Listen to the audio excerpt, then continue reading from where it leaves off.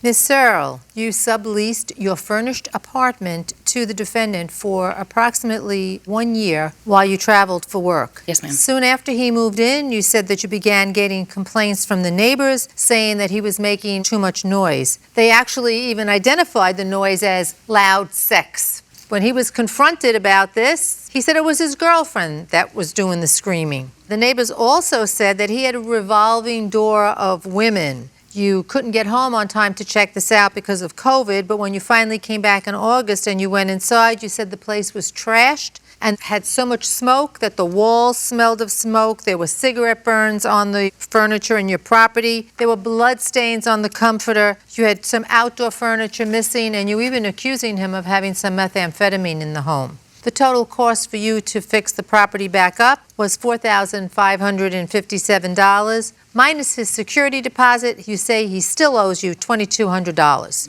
Sir, what you say is that when you first moved in, the apartment smelled like damp dog. You told this to the plaintiff did nothing. And you say 10 months into the lease, approximately, she out of nowhere just raised your rent some $58. July, your lease ended, and you needed another day, you said, to get your property out, and she wasn't even thoughtful enough to let you have that additional day to retrieve your property. You say that this is a scam by her. So why don't we start with you, Ms. Searle. How did you get to rent your property to the defendant? I posted an ad on Craigslist and Turbo Tenant. You're subleasing, and you have permission from your landlord to sublease. Would that be correct? Yes, ma'am. So now you rented to him furnished. Yes. What is his monthly rent? It was $22.95. And that's exactly what you took for the security deposit. Is that correct? Yes, ma'am. So now he moves in, and how does all this come about? He was really an ideal tenant. It wasn't until May 31st. So your ideal tenant so far, May 31st comes around, and? Yeah. I start getting text messages from the other landlord for the apartment across the way. So the tenant, the subtenant in that apartment was complaining to the landlord, and then she was complaining to me. And then I went to management. I said, is there any way you can get someone over there? Because police were being called, and I was in Georgia. Okay. Why were you in Georgia? For work. Okay. And you weren't able to get back because of COVID? Yeah. All right. Sir, were you living alone in this apartment? Yes. Did you at some point get involved in a relationship? I had a friend who came over from Mother's Day for 2.5 weeks, and then she moved out to a hotel more inland to Santa Monica, and that was the only time she was there. When the police came, did you blame her for the noise, for arguing, yelling, screaming, sex? Yeah, it was, she has a loud voice. She can be loud yelling, things like that. She gets angry. She was only there for a couple weeks. The police, they opened the door, they said, just keep the front windows closed or something, and that was it.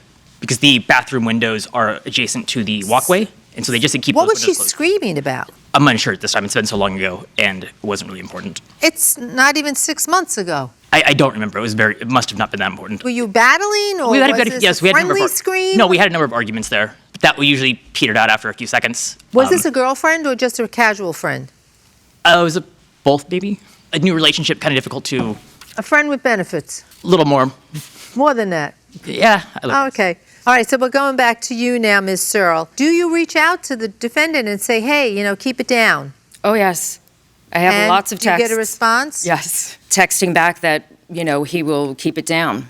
And I even got to the point where I had him reach out to the landlord of the apartment across the way. Do you have any photographs in the items that you've submitted that show the damages? Yes. For instance, do you have the smoke-damaged walls and... I have in Exhibit E pictures of damage to my property. As far as the actual unit, management was in and power washed the walls. I wasn't even there for that, and they don't take pictures. So is this how he left the apartment, the kitchen like this? Yes. Sir, he left this? I was that was the last thing on the list until the packing was done, and the maids came in, and she told me to leave before they would clean. So who said leave before they would clean?